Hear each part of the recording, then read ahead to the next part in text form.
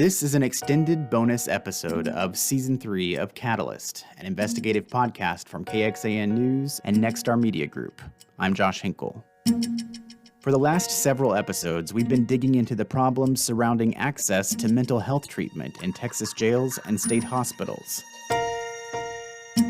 Now, for in-depth analysis of these issues and how they could impact you, we sat down with one of the leading experts in our area, Ranus, the executive director of the National Alliance on Mental Illness Central Texas, NAMI.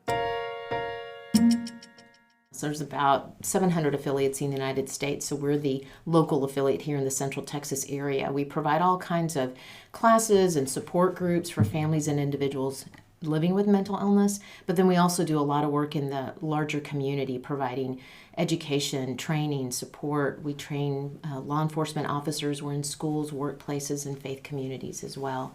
Really trying to provide education to help people better understand what the challenges are of living with mental illness and how to support people who are.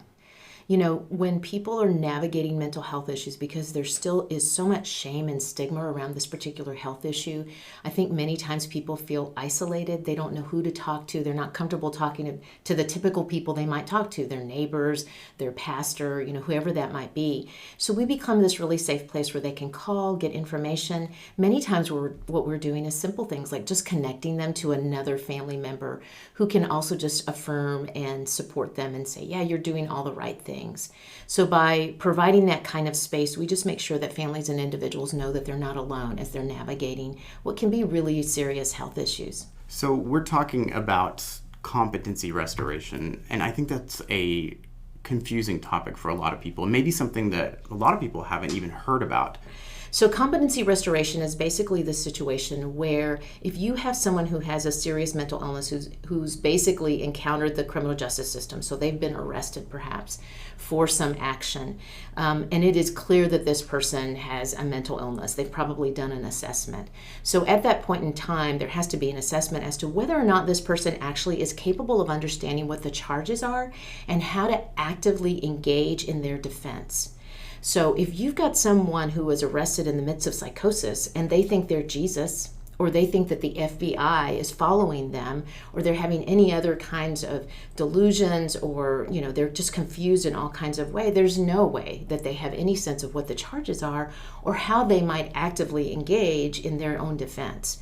So legally, there are statutes that have been put in place that make sure that this individual can be restored to competency so that they can be in a situation where they actually do understand the charges, and then they can actively work with their lawyer to defend themselves in all of this. So that's the whole idea behind this, is someone who can't even understand the charges certainly can't participate in their defense. And legally in this country, we have a constitutional right to be able to defend ourselves. David Barrera, our investigative producer, he's here with us also, and he has really been researching this topic for many months. Why was this something that interested you? Well, initially we got a list of inmates in the Travis County Jail, and we sorted them by date to see when they first went in, and we realized there were people that had been in there for years, over a decade, in one case 20 years. So I started looking into why these people had been in a county jail for that long, because a county jail is not the place for someone to be for years and years. And I found out as I did research on each one that a lot of them were found incompetent and they were still in the state hospital. So that's how we initially got into looking at it, and we started talking with mental health professionals who said, yeah, this is actually a big issue. There's a backlog in the state hospital system. People aren't able to get into the state hospitals. And then in some cases, there are people that are stalled in this competency restoration status for years and years, and they never get out of it, really. And then when we started looking further into it, finding cases to kind of profile and center our reporting around, we found Adon Castaneda's case out of Comal County. The idea of competency restoration, is it something that you encounter with your work very often? I think that we encounter families that are navigating the system and that's where they are. And I certainly know that we encounter families that are really frustrated by that process. for all the reasons that you just mentioned, which is that many times people get stuck in the system because we don't have enough capacity in terms of state hospital settings in order to ensure that people can do that swiftly. I mean, the idea is that you would be able to restore somebody to competency quickly. So one, that's a big assumption that you're making, because depending on how ill someone is, and keeping in mind that if they're at the place where they've legally done something and that they are probably in the midst of psychosis and they're seriously ill, like they are probably in stage 4 of their particular health situation, you don't restore someone to wellness overnight or even within a matter of days when they are in that kind of state. So we certainly talk to families who are navigating those systems. I think one of the things that we find is probably the things you have discovered in your own research, which is that it is a complex issue in which there are no easy answers. And so we often find families that are very frustrated and overwhelmed.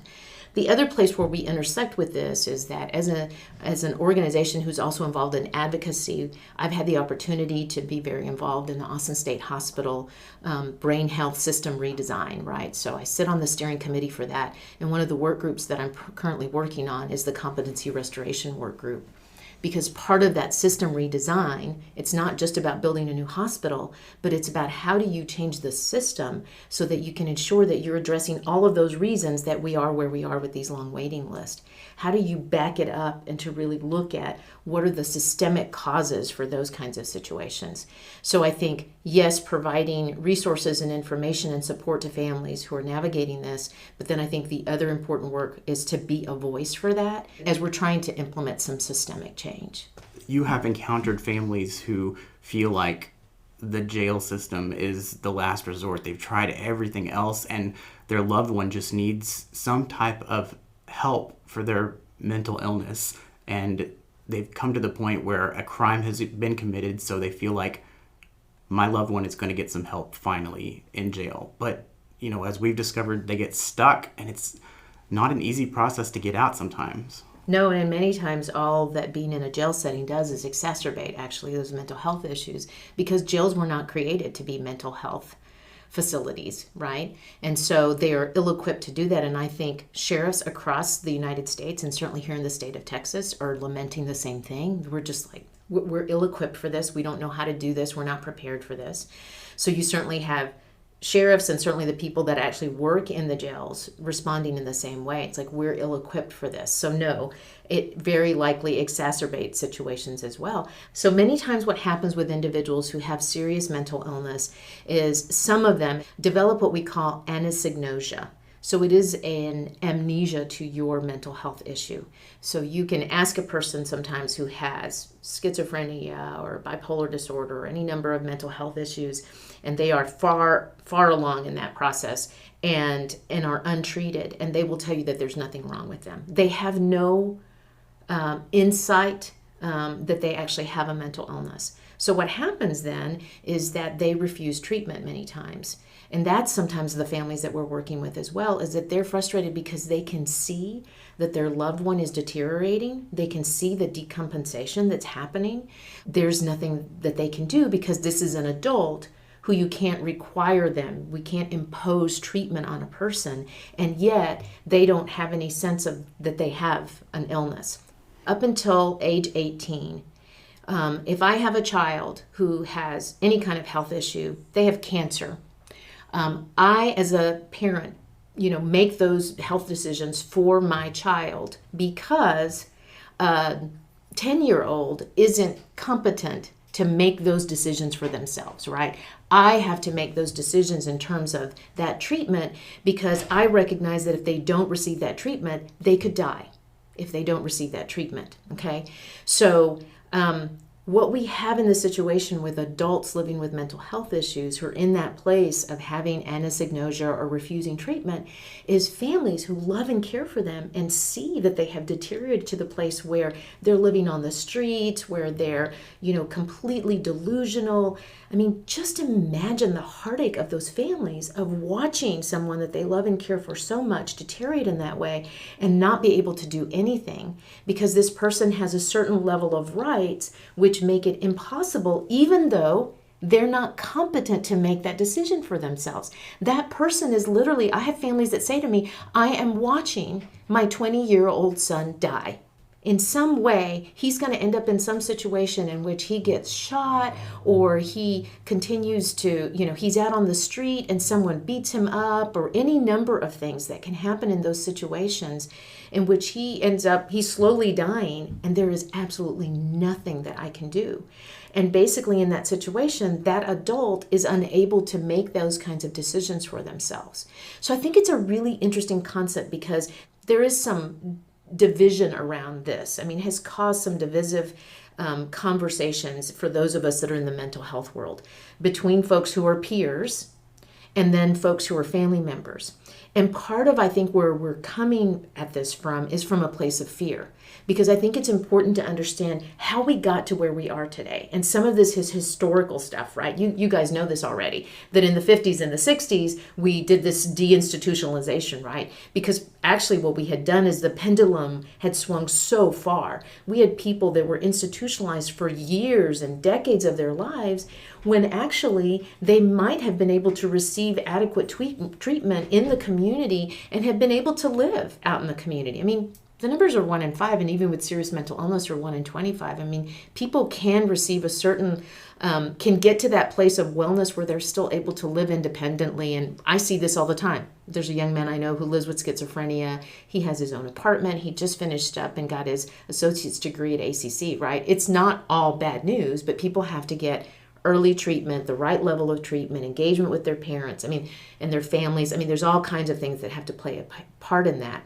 But we went from this high level of institutionalization to then saying, we ought to be providing more of this treatment and support out in the community. That made sense.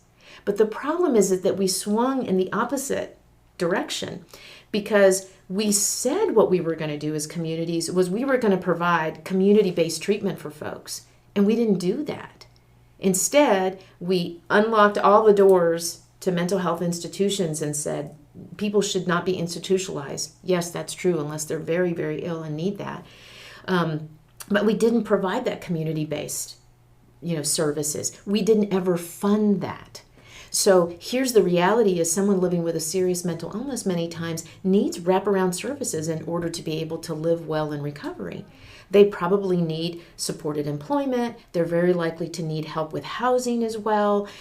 Depending on their state, they might need some additional support in just sort of navigating the health issues around that.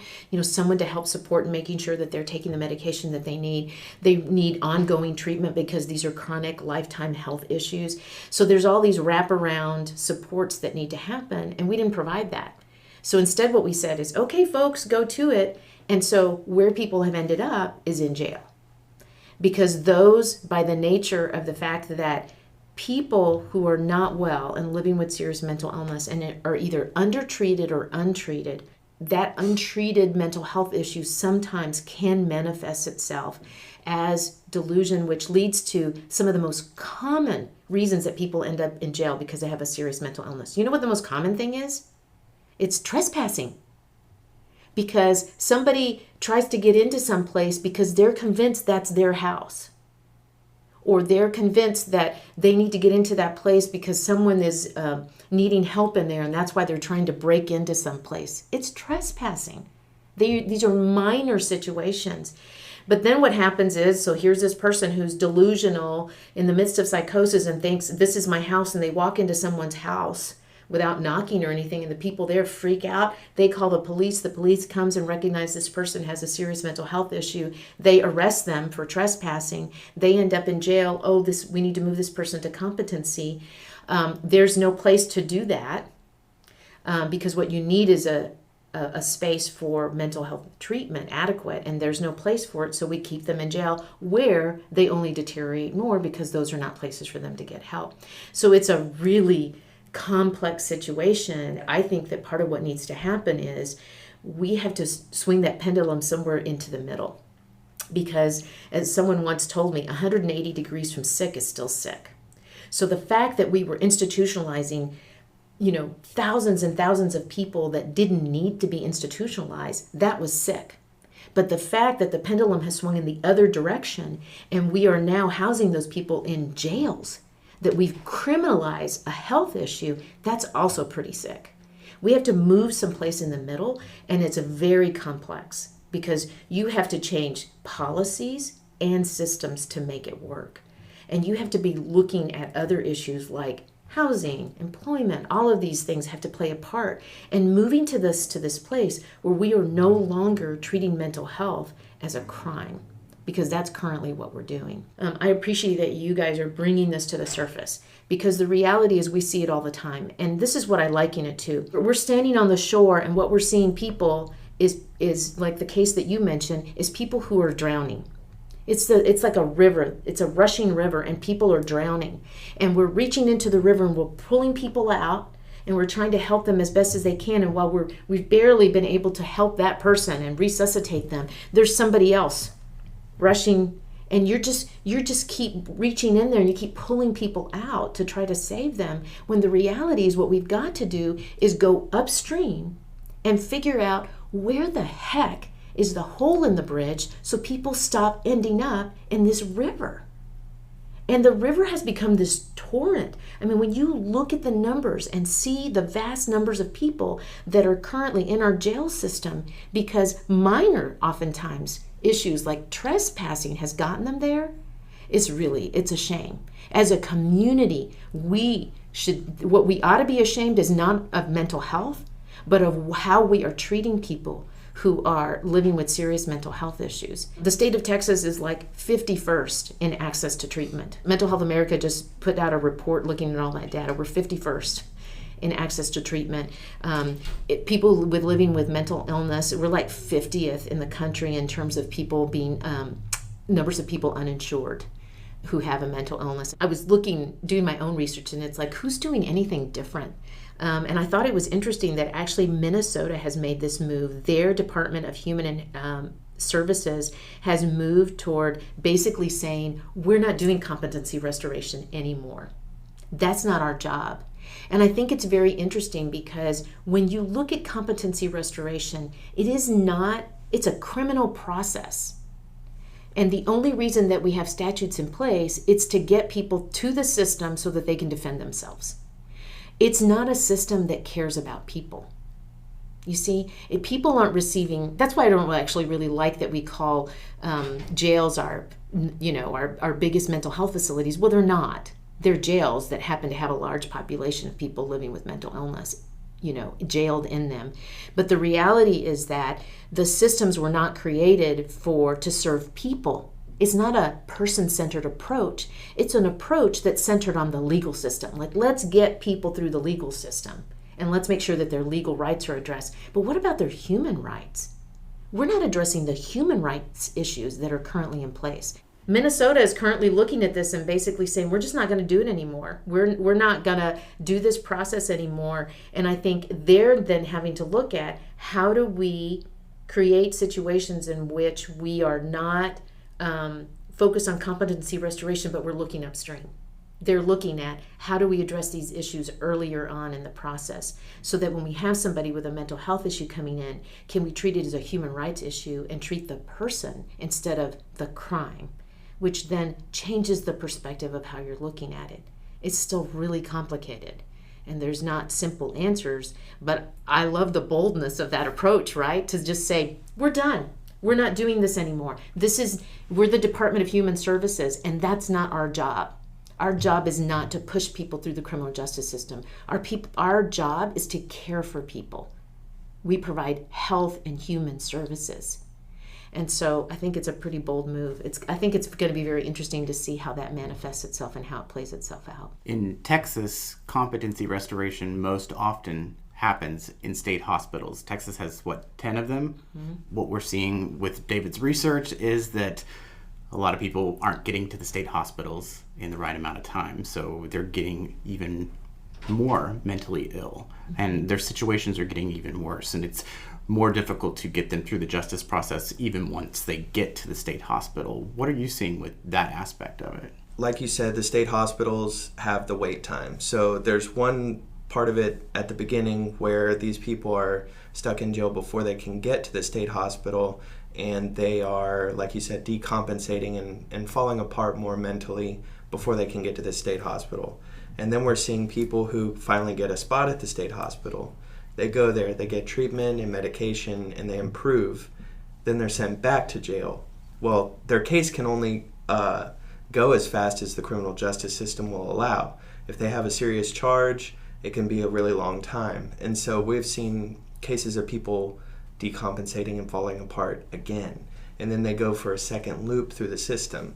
And so no matter how quickly the state hospital can open up a space, there's still the criminal justice system and the jail stay that cannot be quickened.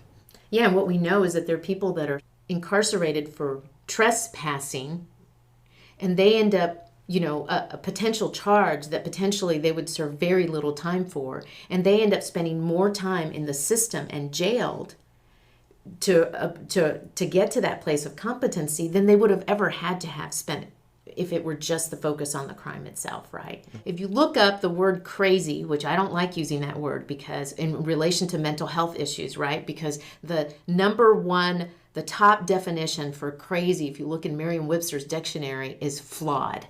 So from my whole perspective, we should never be referring to people as crazy, because what we're saying is that they're flawed. You wouldn't say somebody who has cancer is flawed. You know that they have a health issue. So I'm pretty much against the using of that word, right? But you know what? You want to know what's crazy? Is this whole system.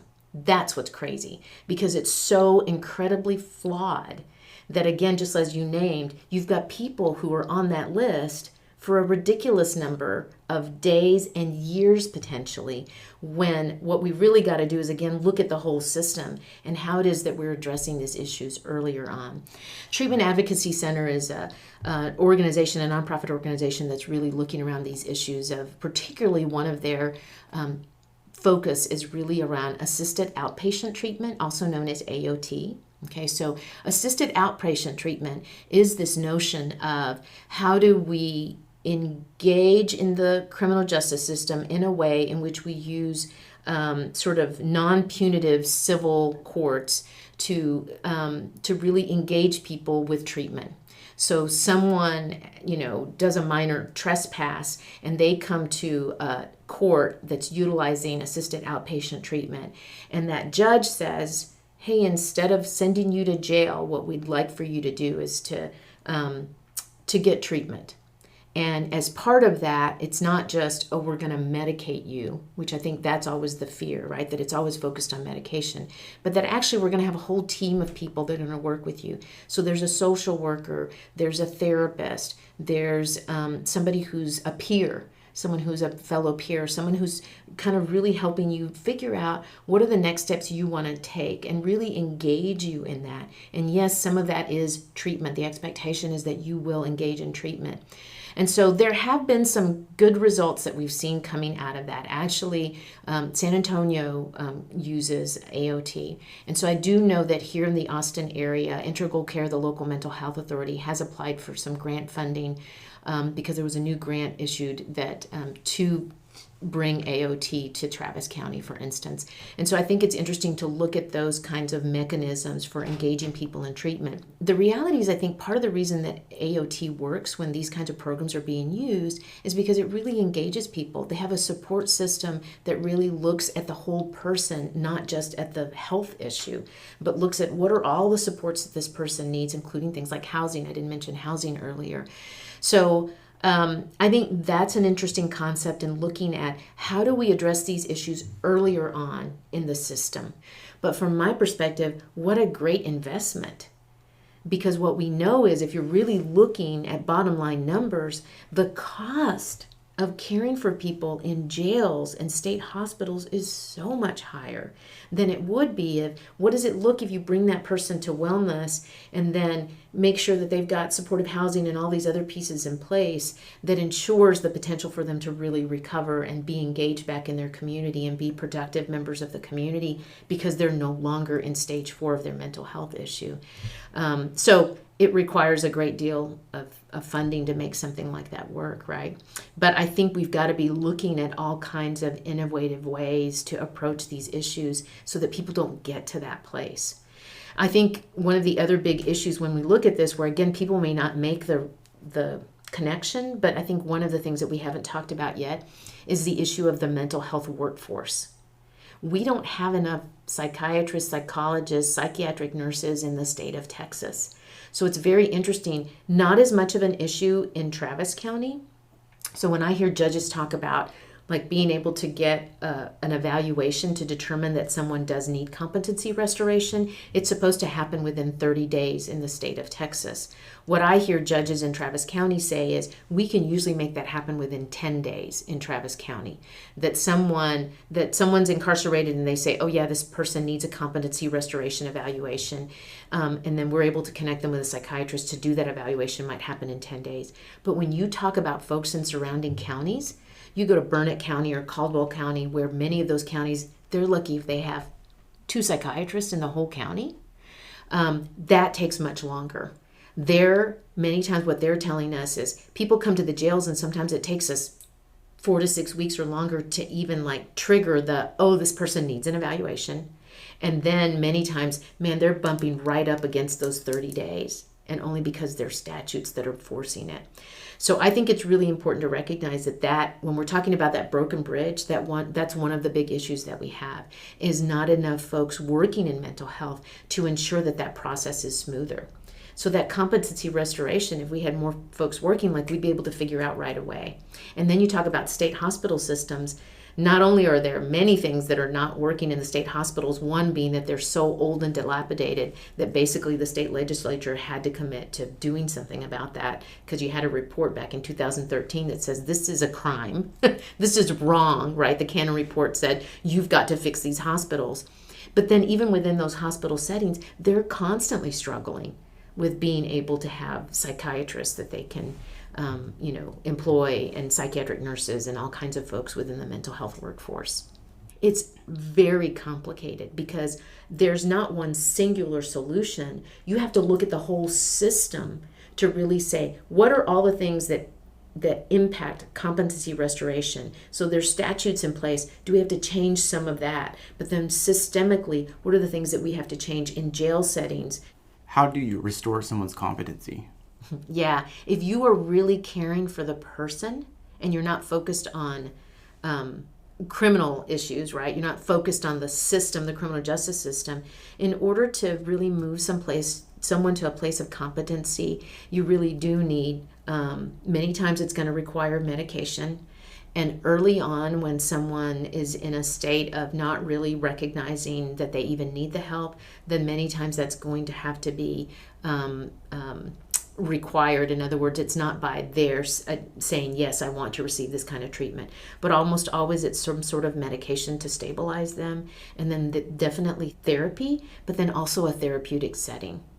I think having done tours of jails, it's heartbreaking to me as a family member to see the situations that people have to be placed in jail settings. They're not therapeutic settings. They're not, you're putting somebody in a padded jail with a drain in the middle of the room. And, it's not good situations. It's not a place any of us would want a loved one to be in.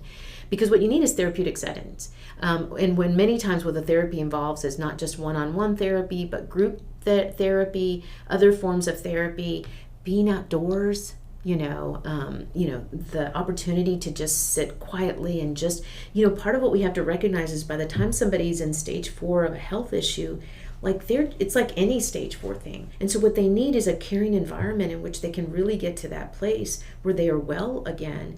And that doesn't happen many times in just a few days. One of the things that you mentioned, David, is the fact that people get to that place of restoration, right? And so many times what we're doing is in those state hospital settings, we're able to provide that for them.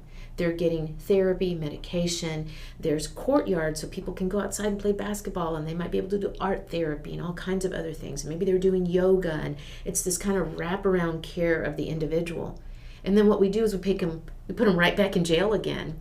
And so what happens is it's the triggering of, okay, now I'm right back in this place again because I'm in a place that's no longer a therapeutic setting. Because that's really what they need to not only get to that place of competency, but to be able to maintain it. But instead, we're just putting somebody right back. So if we want to talk about health issues, it's like a diabetic. So figure that stage 4 for a diabetic might be the place where they're practically in a coma, right? Because that's what can happen to people who's a diabetic and hasn't been receiving treatment. They can end up in a coma. So you put them in a therapeutic setting and you make sure that they're getting all the medications and care that they need. Their whole body gets affected. So you have to really care for them as an integrated situation, right? All of the various parts of their body need to be addressed.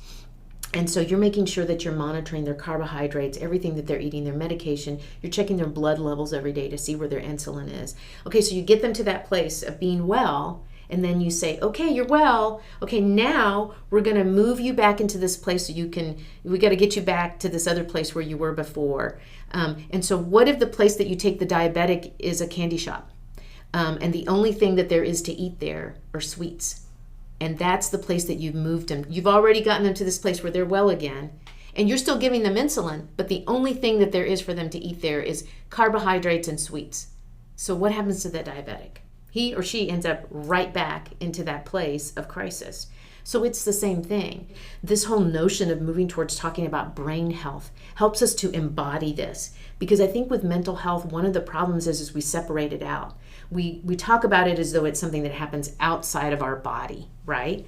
Because it's acting and thinking and behavior. What if we embodied it and came to understand that it's a brain health issue and that our brain is very much impacted by all kinds of stimuli, that it's not just medication, but the reality is that, for instance, my daughter who lives in Portland where it's gray and dreary most days and she lives with chronic depression, guess what? She needs a lamp. Because even though she kind of likes the rainy weather and she says, it doesn't really bother me, what we're very clear on, just because you may not be bothered by that and you like walking around in the rain, your brain needs the light. So she has a lamp that she sits in front of every day for 30, 45 minutes to make sure she's getting what her brain needs. Our brain is impacted by the stimuli that's around us. So we need those therapeutic settings, and being in a jail is not therapeutic at all. And so it's counterintuitive then, the way we're addressing this. And that's why it's crazy. That's why it's so flawed how we address this, because it's like, okay, you're all better. Let's move you to the candy shop, and all you're going to get is carbohydrates and sweets, and we just expect you to keep being better. We expect you to manage your diabetes in that setting. Well, of course it's not going to work. So it's the same thing around these brain health issues. People just keep cycling through. It's just this vicious, ugly cycle. In the midst of it all, it's people. It's people who are sons and daughters and brothers and sisters and parents. Advocates have told us that this is an issue that really lives in the shadows. It's not something that a lot of people want to talk about. There's a stigma around mental health, especially when a crime is involved. Mm-hmm. How do you get people to pay attention to this and care about it and realize this is an issue that everyone should be paying attention to, and it could happen to any family? Yeah. I feel like we've got to be doing three things right now as an organization. We have to be doing three things. We have to be paying attention to the needs of families and individuals and making sure we're providing education, support, and resources for them. So we do that. And then we've got to be doing the advocacy piece where we're sitting at tables talking about how we're changing the system. What are the things that we're doing either here locally, statewide, or nationally to change the system? And then I think we've got to be doing this other important work of educating the larger community and transforming the way we talk about mental health. Because we've got to get rid of that shame. We've got to change that. And I think one of the ways that we do that is that we do storytelling. I mean, I often step into the space of telling my own story. And it's not because I think it's an amazing story or that I'm just super proud of it or anything. It's because I see over and over again that it breaks down barriers. Because I think it's really easy to have this notion of what mental illness looks like, and it doesn't look like a family like mine. I mean, the reality is that the numbers are 1 in 5. So if we start to just help illustrate that when we talk about who does it impacts all of us. Because if it's not you yourself, it's someone you know, love, or care about. So we have to understand that it's a public health issue that we all need to be caring about. If the numbers are 1 in 5, that's a higher prevalence rate than some of the most commonly recognized public health issues. Diabetes, cancer, bigger than that. But we just don't talk about it. And I think that's huge. We have to start talking about it proactively, positively, and we have to understand the ripple effects of this stuff. that it's real easy to say competency restoration stuff, that's other people. That's people that are getting into trouble, bad people, whatever. It's like, it's a ripple effect. It's impacting all of us. The way the system is currently set up, we're spending a vast amount of resources in jails, in navigating and having people navigate that, and we're not even getting them well. Imagine if we use all of those resources to focus on getting people to wellness instead of moving them through the criminal justice system. So that's a vast amount of resources that we're wasting there that don't need to be wasted there. And so I think, part of what, again, you're seeing is that's why you're seeing so many sheriffs and folks in the criminal justice system step up to this. You have judges, you have sheriffs, you have police departments that are all saying, we've got to change the system. You have the Health and Human Services in Minnesota saying the same thing. It's like, enough's enough. Like, we can't be doing it this way anymore because we're wasting resources on things that are just keeping people in the system instead of moving them to wellness. So I think that's part of it. We need to understand that it does impact all of us and that there should be no shame in this. And the only shame should be is that we're okay to stand by and say that it's okay for people to be treated this way, that it's okay for people to languish in jail settings without treatment. How many of us would be okay with a person who was in stage 4 of cancer, that they were jailed and that nobody was getting them chemotherapy or any kind of treatment of any kind? Because we need to understand that while they're in jail waiting for competency restoration, they're not getting treatment. I'm not sure that most people understand that, right? Because you haven't done an evaluation yet. Until you do an evaluation and say, yes, this person's incompetent, you can't start that treatment process. I think it's really important that the work that folks like you are doing in journalism, that we have to continue to elevate these stories and we have to continue to tell stories around them, because if we just give facts and figures, it's real easy to dismiss that. Most of us we kind of glaze over when you start talking statistics and stuff. Only nerds like us that are involved in this go, did you see this statistic? But I think when you tell real stories like the ones that you're talking about, where it's real people, where it's people that are veterans who have served our country, when it's families who care deeply for this person and are trying to do all the right things and then still end up in these situations, those are the stories we have to elevate so that we begin to understand that this is something that's impacting all of us, and it's impacting good people who are doing all the right things. And we should all be angry and engaged and voicing our concern about this and continuing to push for change. I think it's interesting, but it's not uncommon for us when we're working with families to help them to understand that many times part of what they're experiencing is a sense of grief. Part of what these brain health issues do to our loved ones is they steal them from us. So for so many families, what they see is this is not my son or my daughter or my husband or whoever it is. This is not the person that I know anymore. It's this other person. So essentially, mental illness takes that person from us. And so many times what people are navigating is this huge sense of grief over that loss and that deep desire to want that person back. And it can happen, but the process is really difficult, especially when people are not well and they are refusing treatment. And so, I think so often what we tell people is you can hate the illness that has done this to this person that you love and still love that person. But yes, part of what we have to work with families is to really help them set good boundaries for themselves to ensure that they're not placing themselves in danger when sometimes these things do happen. You mentioned your own family story. Could you share that with us? Sure. So one of the reasons I got really engaged with NAMI and the work that it does is because I almost lost my own daughter to suicide. It's now 9 years ago. Learning about what it was my daughter was navigating and how to navigate the system and having a better understanding of how complex this health issue was helped us in lots of different ways. One, we became better advocates for her and for ourselves. But the other is then I learned how to take good care of myself, and I also came to understand that I didn't need to be ashamed. I wasn't ashamed of her, but I really was ashamed of myself as a parent, because in my mind, we had ended up in that place because we had failed to do the things that we needed to do as parents to ensure that she didn't end up in a psychiatric hospital. So I think it was really important to us to help us navigate the system to understand we weren't ashamed. I really can't place enough importance on that piece of eliminating the shame in all of this. Like, I didn't realize what a stumbling block it was to our family until I realized that we had been living under this cloud of shame, because it keeps people from reaching out for help. It keeps people isolated. It keeps people disconnected. And so I think that piece is really important. And then it just helped me to understand how to navigate the system.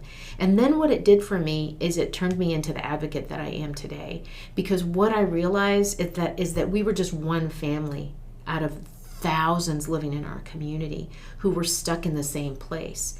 And one of the things that I came to realize is that the reason that my daughter had ended up in crisis was one thing that I really struggled with, which was that we had seen kind of little signs and things, but we had sort of ignored it because we were stuck in that shame of it. One of the things that we help families to understand is that many times we're in denial, but that it's a protective mechanism. It's not because we're bad people. It's because, oh, I'm too afraid to go there, so I'm not going to go there. So I became this advocate around wanting to make sure that other families started having these conversations really proactively and positively a lot earlier. I think it's really interesting because one of the things that we know is that the earlier people receive treatment, the much better their outcomes. And yet what we know is that studies have shown is that there's anywhere between 8 to 10 years is the average delay between the onset of symptoms and treatment. So a lot happens during that time. And if people have serious mental health issues and they start having psychosis in particular, the earlier they get treatment, the much better their outcomes. And I think this is really important to understand that people navigate this best when they're fully engaged and supported. We put a big focus on medication and treatment, and I don't want to dismiss that because sometimes that's critical to people achieving wellness, but we cannot underestimate the importance of having a whole support system of people who are helping you navigate this and then asking you, what do you want to accomplish? Because so often what happens to people when they've had that psychotic episode, and many times it happens early, like in the 20s or 30s, is people's lives get sort of shattered in that moment. And so they sort of have this sense of, how do I go back to my life? And that was true with my daughter, right? She really had this sense of, because she was in college, all my classmates are moving on and I'm going to get left behind and I'm never going to finish school and I'm a failure, like all the hopes and dreams aren't going to happen. And so, and they did. She graduated with highest honors from Portland State University. She's in this wonderful relationship, lives in Portland, is happy as well. Still lives with chronic depression and chronic anxiety, but she's learned how to manage it and she lives a healthy and productive life.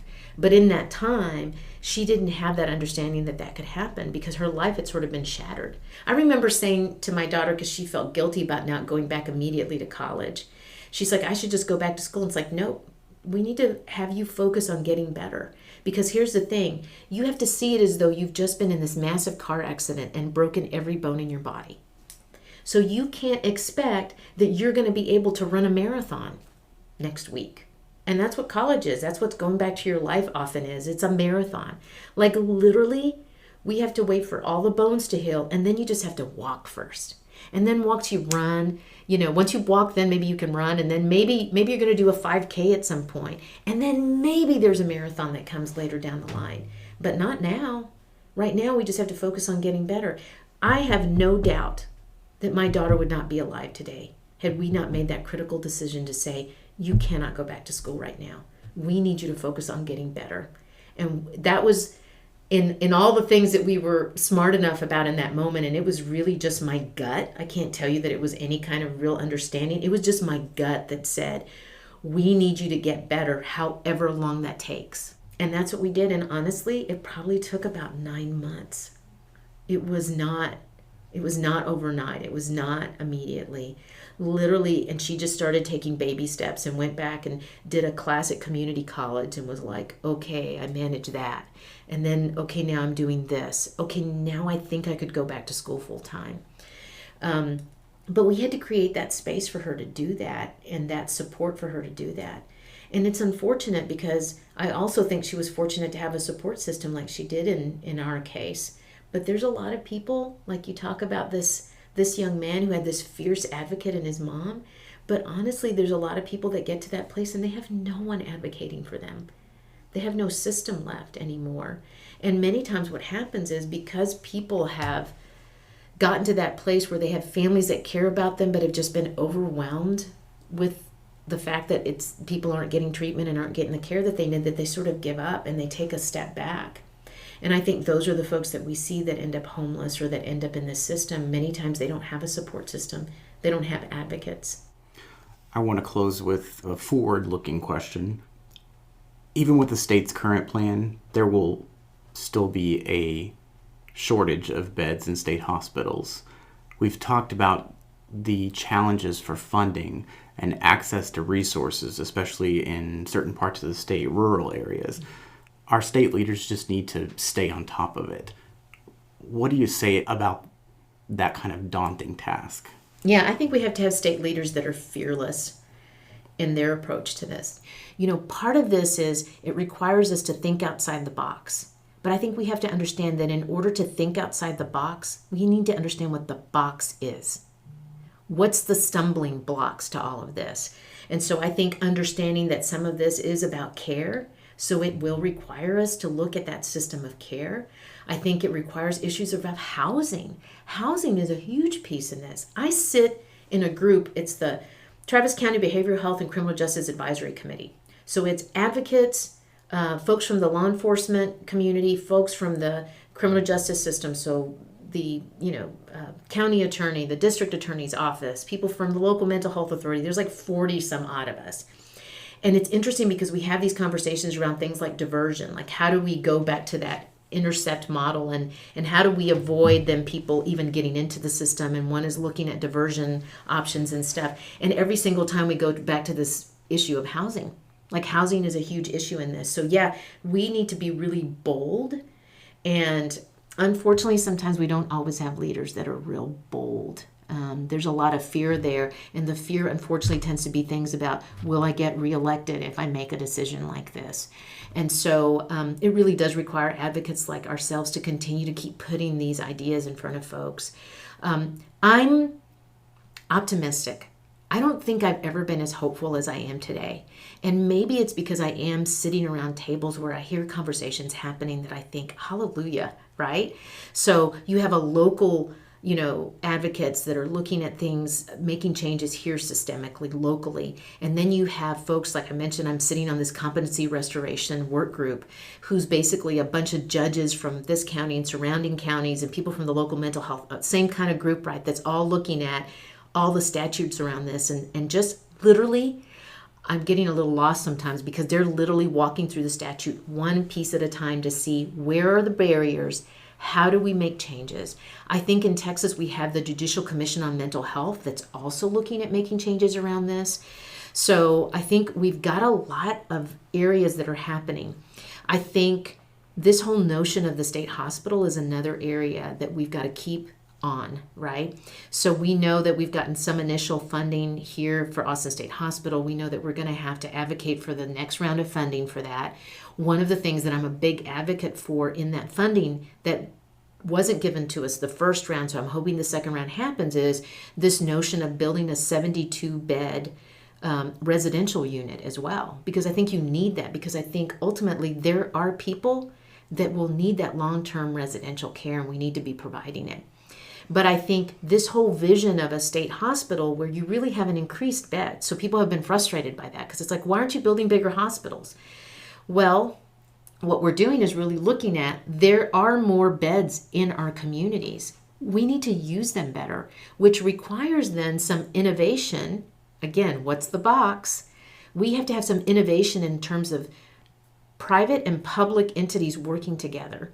How is it that some of your private hospitals might be places where we are dealing with non-forensic issues, right? So that you're using the state hospital system to be big enough to support all of the forensic needs.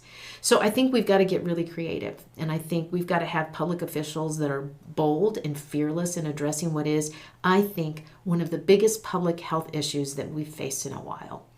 And what I am seeing is more openness to some of these innovations, largely because you've got public officials that really don't have a choice. They see the impact that's happening in terms of our county jails and all kinds of things happening. And we're all seeing the numbers. We're seeing the issues around homelessness.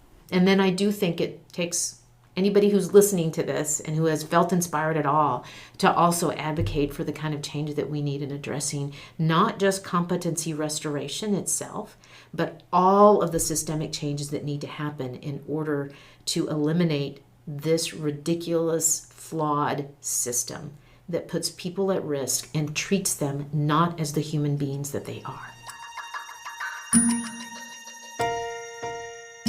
We want to thank Karen Ranus of NAMI-Central Texas. To find out more about her group's work, we have a link in the Get Help section of our digital investigation that accompanies this podcast. Just use the toolbar at the top of the page when you go to lockedinlimbo.com. Catalyst is reported, produced, and edited by me, Josh Hinkle, along with David Barrere, Arzo Dost, and Chris Nelson. Digital support for this episode comes from Dax Dobbs, Stephanie Dockery, Rachel Garza, Eric Henriksen, Eric Leffenfeld, Matt Mitchell, Martin Sanchez, Robert Sims, and Kate Winkle. KXAN's news director is Chad Cross, and its vice president and general manager is Eric Glassberg.